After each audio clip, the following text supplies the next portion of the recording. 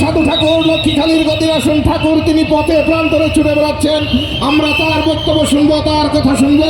দিগন্তে ছড়িয়ে দেওয়ার জন্যে যে প্রেমোন্মাদনা নিয়ে সারা দেশে ছুটে চলেছেন, তারই অনবদ্য সৃষ্টি পূর্ণ ব্রহ্ম পূর্ণানন্দ শ্রী শ্রী হরিচাঁদ ঠাকুরের 214তম শ্রী শ্রী আবির্ভাব উৎসব।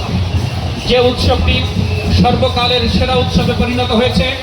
বাংলাদেশ মতুয়া মহাসংঘের কার্যকরী সভাপতি মহামতুয়াচার্য শ্রী